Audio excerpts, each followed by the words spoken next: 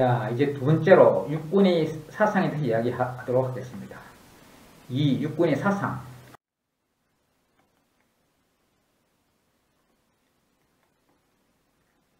주동리로부터 주위에 이르기까지의 송대리학자, 성리학자들은 이전 종교적 의미의 천을 철학적 의미의 천리 또는 단순한 리로 대체시켜 사상계와 사회의 합리적 이성 중심의 철학이 그 역할을 증대시킬 수 있도록 하였다.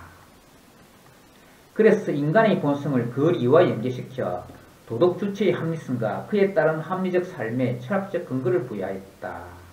우리 이미 이야기한 그 성리학의 어떤 철학사적 의의를 요약적으로 잠시 저는 이야기해봤습니다. 그러나 이러한 리학은 도덕 주체의 합리적 삶의 근거를 대상적 리에 두고 도덕 주체가 그 리를 탐구하는 철학적 과정을 설정함으로 인해 철학의 본질과 역할을 왜곡시켰다고 간주하는 철학자들이 있게 되었다. 즉 대상적 리를 찾으려고 하면서 인간의 가치와 당위의 관념에 관련되는 도덕적 리조차도 대상세계에서 찾고 궁극적 근원도 밖에서 부여되는 천리 찾으려는 이러한 미학의 방지를 들고 나서서 도덕과 도덕적 삶은 도덕 주체의 문제임을 주장한 학파가 이어서 나타나게 되었는데 그들의 학문을 바로 심학이라 부른다. 그 개창자가 곧 주위와 같은 시기에 활동하고 같이 논쟁을 벌인 육구연이다.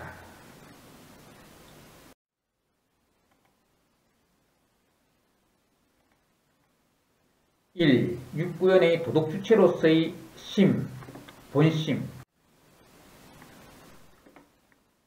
자, 먼저 육구연의 어떤 이제 심과 본심에 대해서 이야기하기 전에 먼저 간단한 에피소드를 한번 봅시다.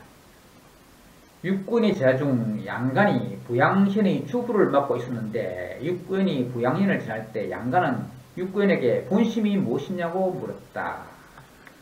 그러자 육군은 맹자가 말했던 사란, 척은지심, 수호지심, 사양심, 시비심 이 본심이라고 대답하였다. 사란에 대해서는 여러분 상적으로 다 알고 있죠. 고등학교 때 다 배웠죠. 특히 성리학에서 많이 이제 이야기한 것인데 이제 여기 육구연의 이제 심학에서도 이제는 그 육구연이 사단이 본심이라고 대답하였다 하는 것입니다.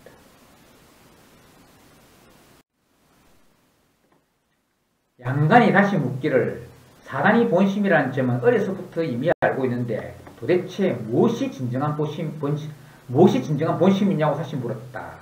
이때 어떤 부치장수가 관아에 궁주를 고발해오자 양간은 즉석에서 그 옳고 그름을 판가름하였다. 옛날에는 그 행정관이 이제는 사업 판결로 했다 그랬죠. 포정처럼 그리고 앞에 이야기한 그 성리학자들도 다 그런 어떤 재판관으로서 판결을 한 이야기를 이미 많이 이야기했었죠. 자, 그 양간이 그래서 이제는 즉석에서 그 옳고 그름을 판가름하였다. 그러자 육구연은 방금 그대가 송사를 판결할 때 옳은 것에 대해 그 옳음을 알고 그런 것에 대해 그 그름을 아는 것이 바로 그대의 본심이다 라고 말했다. 양간은 이 말을 듣고 그 깨달았다고 한다. 그러니까 그 본심, 그것이 결국 어떤 인간의 도덕 주체인데 그 도덕적 판단 능력을 가지고 있는 도덕 주체로서 그러니까 양간 그대가 스스로 딱 도덕적으로 딱 판단해가지고 옳고 그름을 딱 가리는 어떤 그 내면의 어떤 그 도덕 주체, 그것이 바로 본심이다 라는 이야기죠. 양간이 이 말을 듣고 크게 깨달았다고 한다.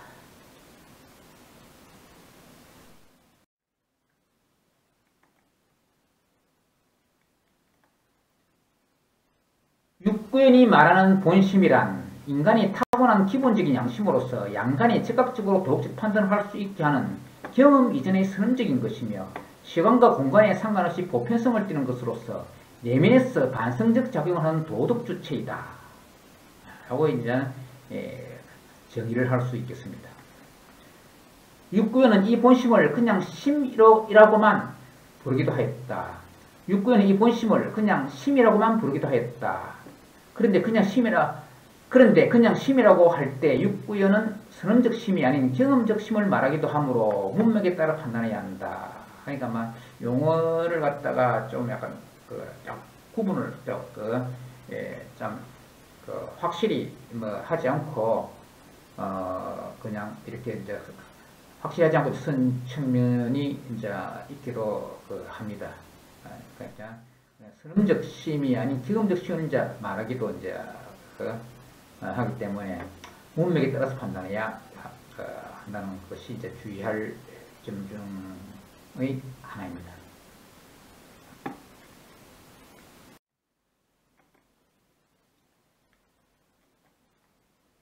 육구연 학설의 특색은 그 마음, 심, 그 마음관념이 있다. 이것이 바로 그의 학문이 후시의 심학이라고 일컬어지는 까닭이다. 말하자면 그는 마음을 중시하여 그의 철학의 가장 중심부에 것을 놓았다. 따라서 그의 철학을 밝혀내는 데 있어 사실상 이 마음보다 더 중요한 철학 범주는 없다고 해도 과언이 아니다.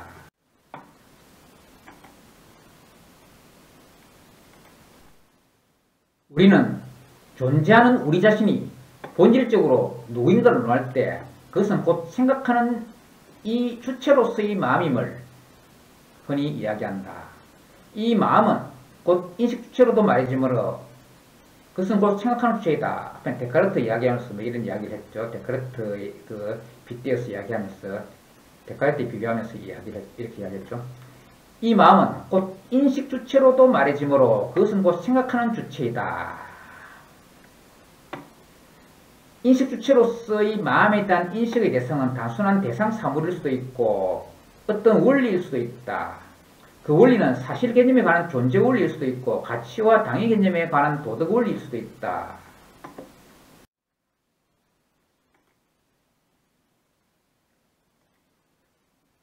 마음은 이러한 것들을 생각하고 인식한다.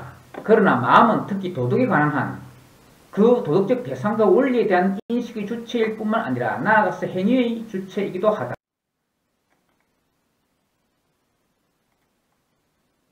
도덕에 관한 한 마음은 가치 기준을 정하는 주체이기도 하다. 그러나 이렇게 되면 각 개별적 인간마다 도덕 주체인 자신의 마음으로 가치 기준을 정할 수도 있어서 이때의 마음은 개별심으로 되어 도덕 주체는 각계마다 모두 상대적 존재에 처하게 된다. 이에 따라 인간도 상대적 인간만이 존재하게 되며 나아가서 그러한 상대적 존재로서의 도덕 주체가 정하는 도덕 기준도 모두 상대적이게 되어 도덕 상대주의에 빠지게 될 것이다. 이렇게 되면 옳고 그름에 대한 보편적 기준도 정할 수가 없고 나아가서 도덕적 책임도 따질 수 없게 될 것이다. 예전에 고대 그리스의 그 소피스 중에 프로타고라스가 있으니까 프로타고라스가 인간이 만물의 척도이다. 인간이 만물의 척도이다. 프로타고라스의 그 말은 이제 아주 그 당시 자연철학 다음에 이제 그 인간을 대상으로 하는 인간체라고 넘어가는 그 어떤 가교 역할을 하는 그런 친구들이 있는데, 그런데 말하자면 뭡니까, 인간이 마무리 척도이다라고 하면서 프로토로스가 이야기한 것은 상대적 인간, 저마다 인간이었다. 그래 되면 저마다 인간이 그렇게 생각하는 그 도덕적 기준이 이렇게 이제 달라지게 되어서 도덕 상대주의, 윤리 상대주의가 될 수가 있다. 그래서 이제 그것에 대해서 저는 문제를 이야기하고 그런 문제를 이제 이야기하면서 비판하고 이제 나온 철학자가 바로 소크라테스죠. 소크라테스는 저는 그 상대적 인간, 저마다 인간이 아니라 그 보편적 인간성을 이야기하고, 그래서 윤리도덕도 보편적인 그 윤리도덕을 이야기를 한 것이니까. 그러니까 윤리, 그 도덕, 이제는, 에서 상대주의가 아니라 절대주의고, 이제 보편적인 그 윤리 도덕을 이제 이야기하게 되는 것이죠. 보편적인 윤리 도덕을 이야기하게 되는 것이죠. 근데 그 이제 지금 여기서 이야기하는 바도 말하자면 어떤 도덕에 관한 마음, 말하자면 어떤 이 육권이 이제는 마음, 도덕주로서의 마음을 이야기하는데 각자 그 마음이 저마다의 마음이면 프로토고로스의 인간상처럼 인간상들이 상대적인 인간들이 생각하는 각자 기준의 어떤 그 도덕을 윤리를 이야기하는 그 도덕 상대주의가 될 수가 있다 이야기죠니까. 자, 그래서 그냥 각자 모두가 개별적으로 생각하는 그 마음을 이야기해서는 도덕원칙을 이제 참 정할 수가 없는 이제 그런 문제가 되는 것이니까 저마다의 도덕원칙이 되는 것이죠. 모두 보편적으로 정되어질 수 있는 그런 보편적 도덕원칙이 안 되게 되는 것이죠. 개별적 그 마음, 개별적 인간을 이야기하게 될 때는 그렇다는. 그러나 육군 입장에서는 이러한 것이 받아들여질 수 없었다. 그러나 한때 스스로 깨달았다면 이런 말을 한 적이 있다. 우주 안의 일은 곧 내 자신 안의 일이며 내 자신 안의 일은 곧 우주 안의 일이다. 이때 우주라 하는 것은 그냥 단순한 어떤 천문학, 천체 물리학적인 그런 어떤 자연과학적인 그 공간을 말하는 것이 아니라 어떤 하나의 보편성을 이야기하는 상징적인 보편성을 이야기하는 그 상징어가 됩니다. 그러니까 내 자신 안의 일은 내 자신 안의 일인데 그것이 내 자신이 보편적 근거와 기준을 가져야 된다는 어떤 그 점을 이야기하는 것입니다. 불교의 유심론과 같이 여겨질 수 있는 불교의 유심론과 같이 여겨질 수도 있는 이 명제는 불교 유심론은 그렇죠. 그러니까 일체 존재가 내 마음이다 라고 이제 이야기를 하니까 일체 유심소조, 일체는 내 마음에서 만들어지는 것이다 라고 하니까 방금 이야기한 것은 그런 분위기 같은 느낌도 이제 들게 되는데, 그러나 육군이 말하는 것은 사실상 선진시대 맹자의 만물은 모두 나에게 갖추어져 있다. 만물계비의하는 것. 만물은 모두 나에게 갖추어져 있다라는 명제의 그 사상적 인연을 둔다. 그 육군은 말한다. 우리 앞에 성리학자 중에 정호 정의 중에 정호가 참 이 말을 아주 이제 강조했다고 그랬죠. 그래서 정호가 좀 보면 어떤 동생인 정의하고 다르게 좀 심학적인 분위기를 참 가지고 있어서 현대 철학사가인 풍우라는 참 이게 육구연 왕양명 육상상 왕양명 육구연 왕수인 호를 이야기하면 육상상 왕양명은 그러니까 육구연 왕수인 즉 육상상 왕양명은 정호와 좀 철학사적으로 연계되는 것처럼 그렇게 해석하기도 합니다. 그리고 정의하고 이제 주제하고 이렇게 연계되고 정의하고 주의하고 연계되고 이런 식으로 이제 분류를 하기도 합니다. 그래서 앞에 정호가 맹자의 만물을 모두 나에게 갖추어 있다 하는 그 명제를 좀 강조했죠. 그러니까 물론 동생인 정의도 그래 이야기고 주자도 그런 이야기를 하지만 좀 분위기가 취지가 조금 다르다 이야기니까. 왜냐면 정호가 좀 직관적이고 좀 내면 반성적 이런 어떤 그런 성향을 가지고 있어서 좀 심학적인 육구연과 왕수인의 취지와 비슷한 어떤 그런 성향을 이렇게 가지고 있던 것이죠. 그래서 이제 말하자면 이때는 이 심학은 말하자면 이제는 정호도 이제 맹자 이 말을 이렇게 인용을 많이 했듯이 그 근원을 갖다가 맹자에 줍니다. 맹자. 맹자의 정신이 말하자면 심학적 정신이다라는 식으로 이제 이야기를 하는 것이죠. 그래서 맹자에 대해서 이야기를 많이 합니다. 앞에 이야기한 이 부분의 주제인 본심도 사실상으로 맹자 용어입니다. 맹자 용어. 불교의 유심론같이 여겨질 수 있는 이 명제는 사실상 선진시대 맹자의 만물은 모두 나에게 갖추어져 있다라는 명제의 그 사상적 연원을 둔다고 육구에는 말한다. 따라서 육구의 유명제는 불교적 유심론을 말하는 것이 아니라 맹자의 명제와 같이 하늘 중심의 종교적 사고에 대해 인간 중심의 철학적 사고로 무게 중심을 옮기는 선언이며 동시에 모든 가치 판단의 주체는 곧 인간 자신임을 주장하는 것이다. 다시 말해 그가 우주의 일과 자신의 일을 동일시한 것은 곧 대상식에 관한 모든 것은 도덕 주체로서 인간 자신에 달려있음을 선언한 것이다. 그리고 이때 말하는 우주는 도덕 주체인 인간 자신의 마음이라는 보편화의 표현이다. 따라서 이때의 내 자신이란 개별적 인간 저마다가 모두 별개의 가치 기준을 제시하여 각개의 가치 기준이 상대화되도록 하는 주체로서가 아니라 개별적 마음을 초월한 보편적 마음으로서의 주체를 말하는 것이다.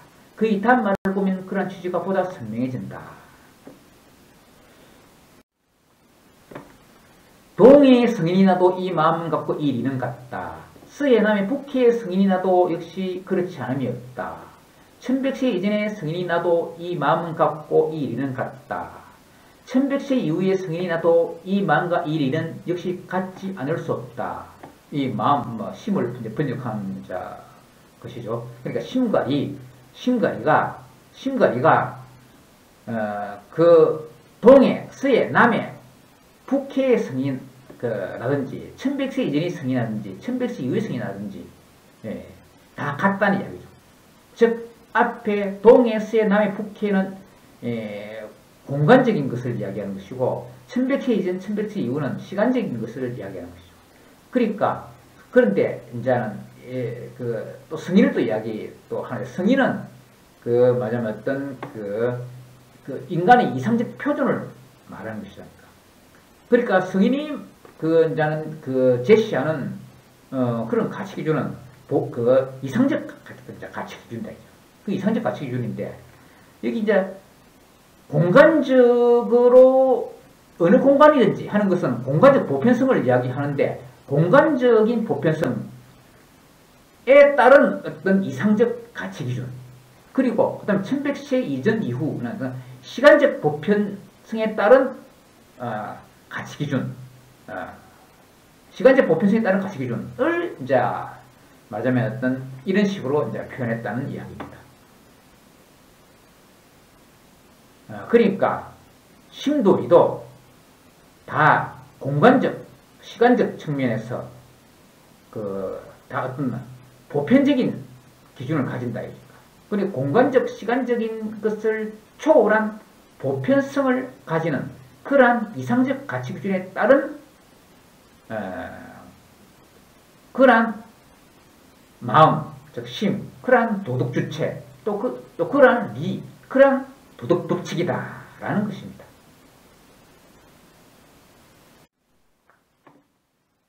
여기서 그가 동의의 성인을 운운한 것은 곧 도덕주체 도덕법칙은 공간적으로 보편성을 지니고 있음을 말한 것이며 천백세 이전의 성인을 운운한 것은 곧 그것들이 시간적으로 보편성을 지니고 있음을 말한 것이다.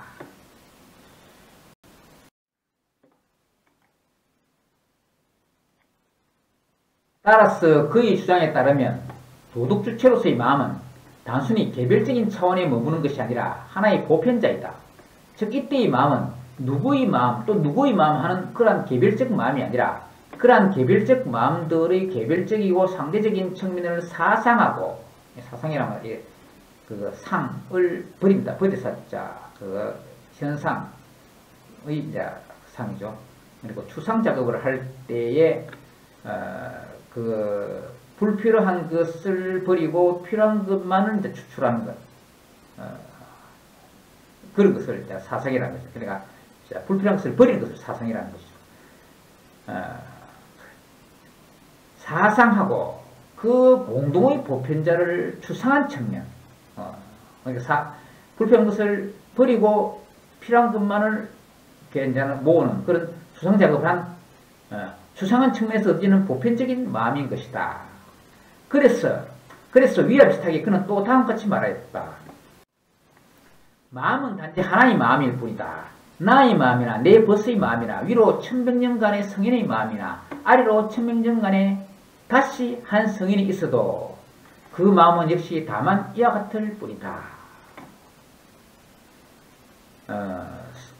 성인은 원래 성인과 현인을 이제 포함한 말인데 보통은 성인이 좀 이상적 존재고 현인은 그것보다는 약간은 좀 그 밑에 단계에 있는데 근데 여기서는 육구인 여기서 이야기하는 것은 성인이라 해가지고 앞에 성인이라 이야기한 그런 것과 저는 마찬가지 뜻으로 이렇게 썼다라고 볼 수 있겠습니다. 근데 어쨌든 앞에 말한 취지와 마찬가지죠. 전체적인 이 내용이. 그러니까 누구의 마음이나 다 똑같은 보편성을 지닌다. 해가지고 그런 식으로 이런 식으로 이야기해가지고 도덕 주체의 보편성을 이야기한 것이죠. 이렇게 추출해낸 마음이므로 이 마음은 당연히 모두가 지닌 것이 된다. 여기서 모두가 지닌다는 것은 개별적이고 상대적으로 다른 측면의 마음을 저마다가 지닌다는 것을 말하는 것이 아니다. 모두에게 보편적인 마음, 즉 보편적인 도덕체가 갖추어져 있다는 것이다. 이미 누구나 다 가지는 측면에서 추상이되었으므로 비록 동어반복적이지만 당연히 이 마음은 인간이면 누구나 다 가진다고 해야 할 것이다.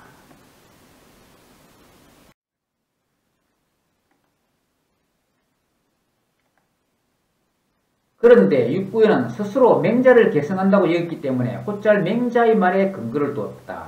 그래서 그는 맹자가 사용한 용어를 사용하여 이러한 보편적 마음을 본심이라고 불러 보편적 도덕 주체로 삼아 단순한 마음과 구별을 하려 하였다.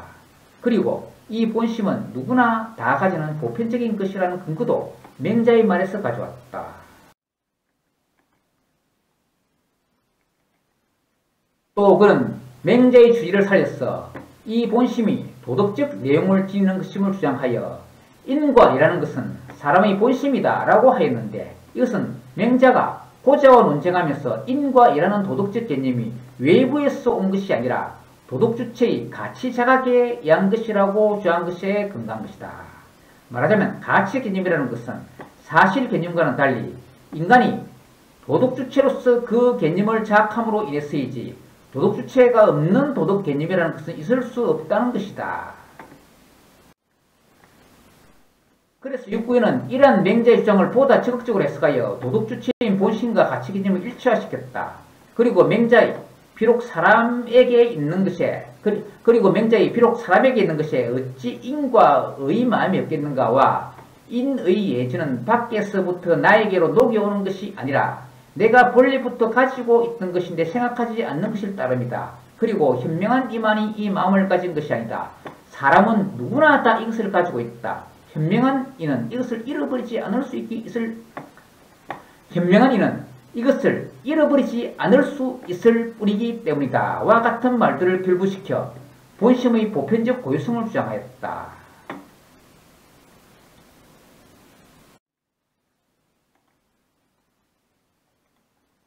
그리고 육구에는 맹자로부터 채택한 본심을 역시 맹자의 용어인 적자지심, 적자란 말은 그러니까 이제는 이 적자 붉은 아이, 그러니까 아주 갓난아이를 말합니다.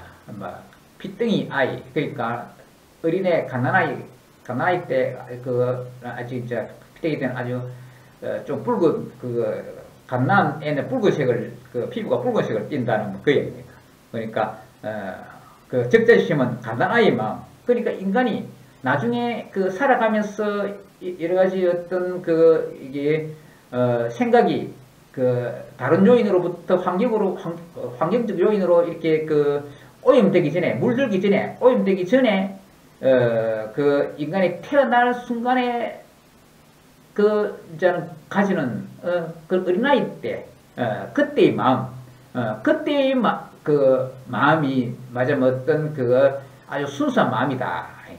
뭐 맹자는 어떤 성서설이기 때문에 그러니까 그 뭡니까? 그러니까 인간이 본성이 이제 그 선하기 때문에 어린애 때 그 이제는 나중에 그 마음이 그 오염되기 전에 그 이제 그 순수한 어떤 그런 측면, 그런 순수한 마음, 그런 것을 그 이제 적자심이라 하는 것이죠. 그러니까 그 적자심, 즉 어린애의 마음 이제 그런 것이라는 얘기죠.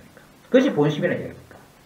그리고 육군은 맹자로 채택한 본심을 역시 맹자의 용어인 적자지심과 같은 것으로 간주하여 사단이란 곧 이 마음이다.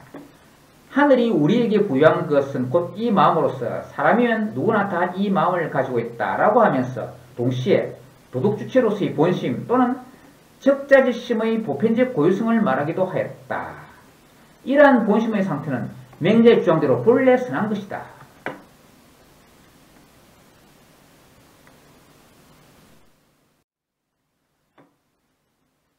그런데 그 본래의 마음 상태는 선한 것이지만 현실 속의 다양한 개별심에는 선과 악이 상대적으로 있다. 그렇지만 이 현실 속의 선악의 상대성은 선이 적극적인 개념이고 악은 선에 반한다는 의미의 개념이다. 왜냐하면 본심은 절대적으로 선함으로 그것이 현실 속에서 상대화되어질 때라도 상대적 선이 절대적 선의 연장선상에 있는 적극적 개념이지 악이 선보다 적극적이거나 아니면 최소한 선만큼 적극적인 개념으로 상대에 존재하는 것은 아니다. 악은 다만 선의 반대로서의 의미만 있는 것이다.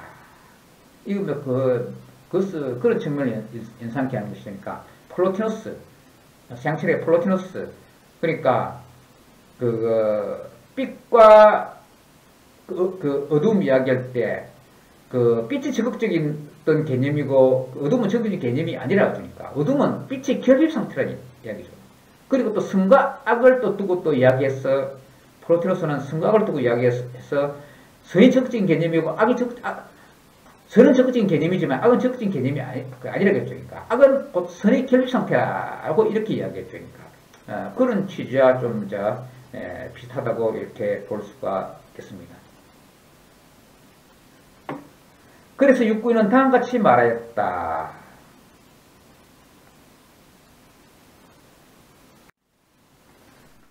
선이 있으면 반드시 악이 있으면 손을 앞뒤로 뒤집는 것과 마찬가지이다.